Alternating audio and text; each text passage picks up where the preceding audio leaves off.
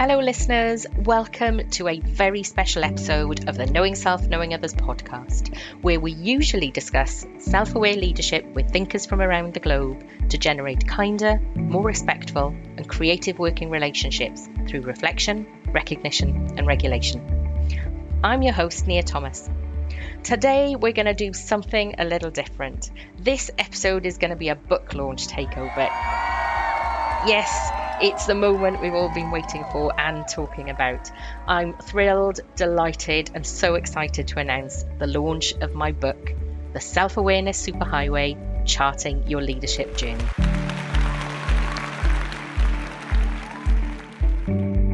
Hey Nia, Steph Caswell here. Congratulations on the publication of the Self Awareness Superhighway. I'm so excited that launch day is finally here for you because I know how hard you've worked, but I also know what a fantastic book it is. So you can now call yourself a published author. Isn't that incredible? So good luck today. I hope launch goes brilliantly, which I know it will, and I can't wait to see what's in store for you next. Hey Dr. Nia, this is Dr. Grant. Just wanted to wish you congratulations on your book launch. It's an exciting journey. It is a heartfelt journey, and it's so exciting to see that all of your hard work and the fruits of your labor are starting to come to play. So congratulations to you. Enjoy the moment. Take care. Happy book launch day, Nia. We are so excited that everybody gets to read your book, and I think it's going to make a massive difference in the leadership literature space. I think that there is so much learning to come from this, so thank you for bringing it to everybody. Good luck. Good morning. Just want to start off on a real positive note with a huge congratulations to Dr. Nia Thomas on today, the day of her book launch. Have a great day. I'm sure it's going to be amazing. I can't wait to read it, and I'll see you soon. Congratulations on completing your book, and best of luck with your book launch. Hi Nia, wishing you a memorable and very successful book launch.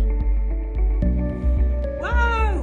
Happy book launch day, Nia! Go for it! Hi Nia, all the best with the launch of your new book. All the best! Hey Nia, can't believe that it's launched this. The very best of luck, I'm sure you'll smash it. Bye! Happy book launch day, Nia, from Jessica K. Brown Publications. Kerry, Zara and I wish you and your book all the luck in the world and hope you're celebrating this special day in style. Happy book launch day, and I made the space for it.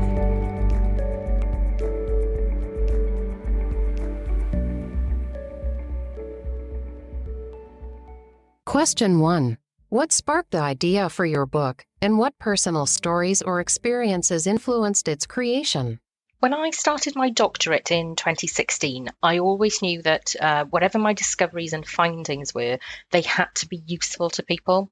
So the book is a translation of my doctoral thesis, taking the ideas from academia to the office. I had two work experiences which sparked my interest in workplace relationships and behaviours. In the first, I experienced a number of people at different levels of an organisation behaving pretty badly, and I wondered, do these people have a clue of the impact they have on others?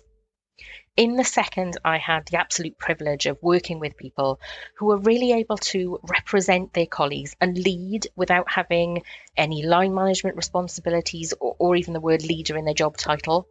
And I observed and experienced behaviours at two ends of the same spectrum, really. And as time went on, that spectrum turned out to be self-aware leadership. Question 2. Can you give us a taste of what your book is all about in a nutshell? The book has got three parts. Part 1, Why Are You Here, Traveller, which is all about defining and describing self-awareness, leader effectiveness and leadership at all levels, and setting out why it's important to you, the reader, me and us. Part 2, Where Are You Going, sets out the 9 directions of the self-awareness compass.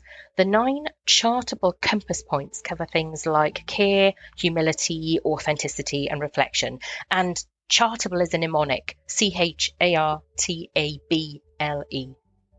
Part 2 also explores the signposts and directions that enable you and the roadblocks and trip hazards that obstruct you on your journey during your working life. Part 3, How will you get there?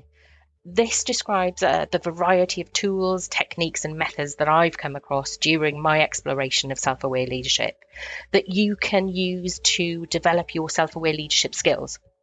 And it covers things like mindfulness, journaling, coaching, and 360-degree assessments. Question 3. How does your book offer a fresh perspective or new insights on its subject matter? My definition of self-awareness has 3 layers. And if you're a listener to the podcast, you've probably heard me talk about these before.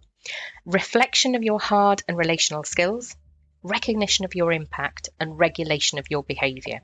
I also connect these layers directly to leadership and provide you with a self-awareness compass and those 9 clear directions in which to travel to help you grow your self-aware leadership skills. And those are the directions that I mentioned in the mnemonic Chartable previously.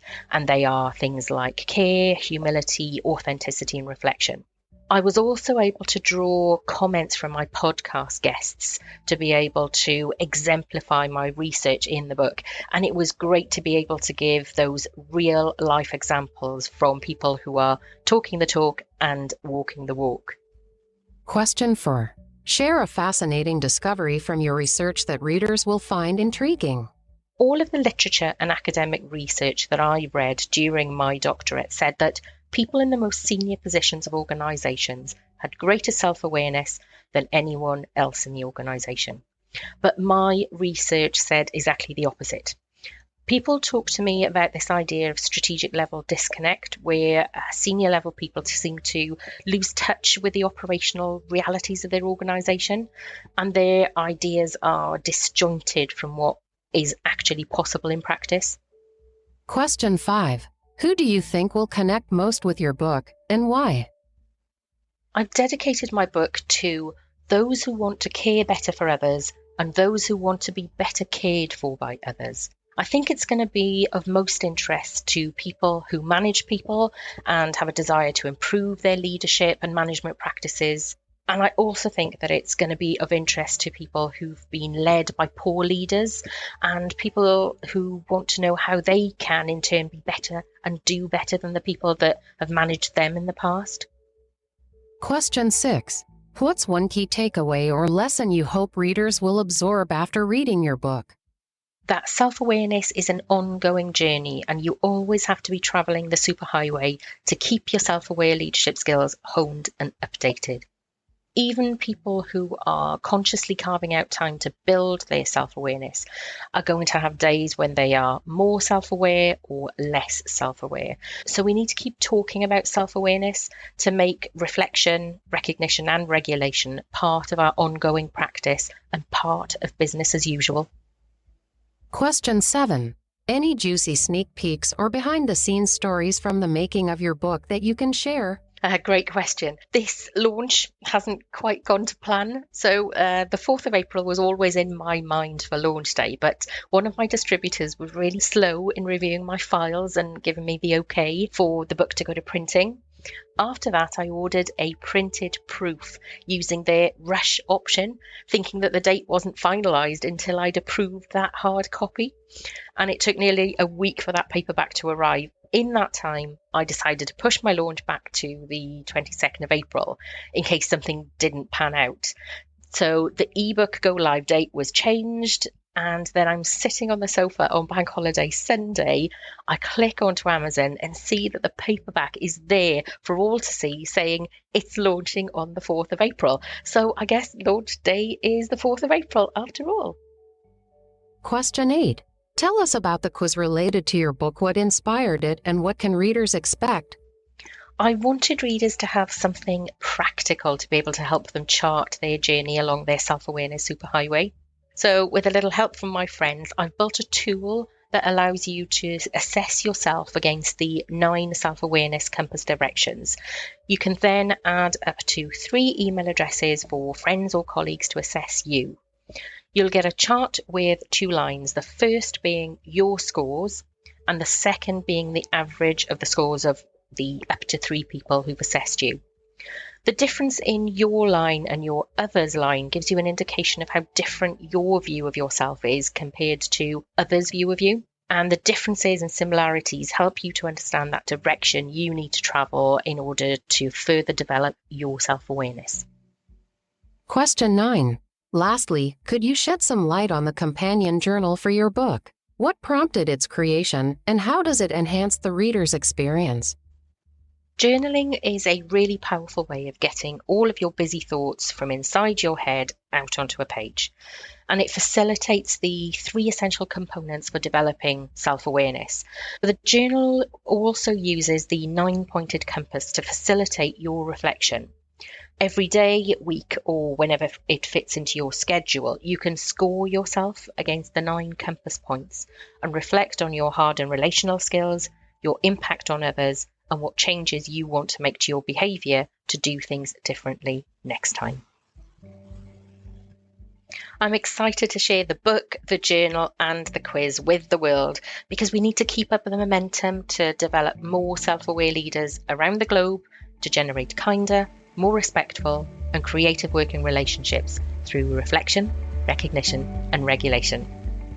Thank you to the amazing Steph Caswell, Jessica Brown and Associates, and Liam Beattie for being on my team and making this launch possible, as well as my husband for helping me build the quiz, and all of my podcast guests for their conversations, insights, and wisdom. Please remember to leave a rate and review on Amazon because rates and reviews influence rankings, and the higher my book goes in the rankings, the more chance we have of developing self-aware leaders and self-aware workplaces. Join me next week on the podcast when we'll be back to normal with my guest, Gwen Sterling-Wilkie, talking about hybrid working, dialogue, relationships, and more. Looking forward to having you on my learning journey.